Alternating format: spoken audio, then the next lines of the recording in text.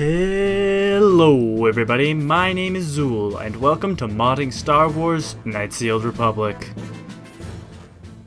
In today's episode, we are going to be looking at two mods, and these mods are not going to be for the same game. I'm going to be looking at a mod for Kotor 2 and then a mod for Kotor 1.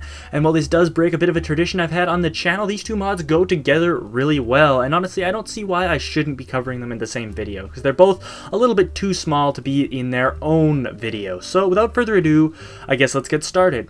So the first mod we're going to be talking about is a mod from Kotor 2. This is the Piragus Mining Gear 1.01, and what it does is it changes the look of the miner uniform to make it look a lot more like an actual asteroid miner's uniform. I mean, this is a little bit kind of a personal thing, some people might not think so, but I think it does, and it also boosts the stats, including giving it light armor proficiency, so you'll see that in a moment.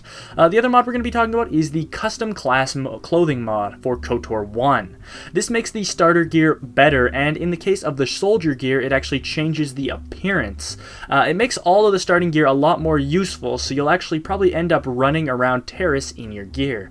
I personally think this is a really cool mod, and I wish I would have used it when I had Jack Star, because I did like the look of the default scoundrel gear as opposed to just wearing armor. I think it's a really nice look, and it's a shame that there's not a lot of mods that really give you that scoundrel look, so that was something that I really liked about it as well.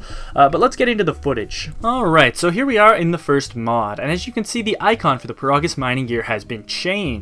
It's still found in the same default location though, so please don't worry about that. It's just the same default mining gear you're used to. Well, I shouldn't say exactly the same because it does have different statistics.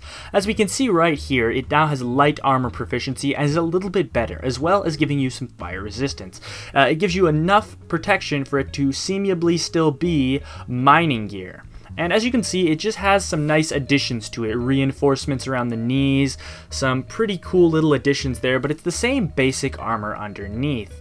I really do like these additions here because it does make it look a little bit more futuristic, a little bit more like there would actually be somebody using this to mine with. And it's really, I don't see any reason why you shouldn't use this mod, so go ahead and check it out by downloading it. Alright, so let's switch tracks for a little bit and talk about the other mods. So what this one basically does is changes the startup gear you get in Kotor 1. This is the armor your class starts with. So as we can see, the Republic Trooper armor here has 7 defense, making it an actual functional item, as opposed to just basically clothing. And as you can see here, it has a new look. It's now a Republic soldier uniform. This is, in my opinion, a huge improvement because you had this sort of weird thing with the backpack or whatever, which looked like soldier armor, but it wasn't exactly Republic armor, so I really do like the look here.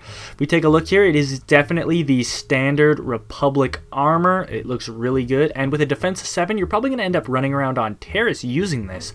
I mean, if I would have had a mod like this in my Let's Play, I probably would have used it the entire time. Next up is the Recon Vest, which is the Scout's armor. As we can see here, it does have 4 defense, so it has some pretty decent stats as well. Again, making it usable early game. Now, I really like this because I've always liked the look of these armors at the beginning of the game, and there's nothing really in KOTOR that's like them. Nothing at all that really sort of shows the class flavor that these items do. And since these are the only items of their kind in the game, it's kind of a shame that they're so weak. I mean, honestly, I wish there was a few more flavor items for people that are more scoundrel based as opposed to everything just being heavy armor. Finally, we got the Scoundrel, or the Smuggler's Luck. Now, this is obviously the Scoundrel's thing here. As you can see, it also features 4 defense. So you can go ahead and use this. And this is another armor that I've always personally liked. For my character in my Let's Play, I would honestly rather use this jacket and pants than I would use actual armor. Of course, that would result in me dying a whole bunch, so I don't. But the fact that there's a mod that makes the default clothing a bit more usual and that has more clothing items is something that I really enjoy. So if you want to play the game, especially near the beginning with these clothing type items, go ahead, check out these mods. Links are in the description. They are fantastic. Anyway, that's about it for me for today. I hope you enjoyed the video. I know things have been kind of a little turbulent on my channel as of late, but hopefully that should have cleared up soon. Anyways, thank you again for watching. I have been Xuul. Have an excellent day.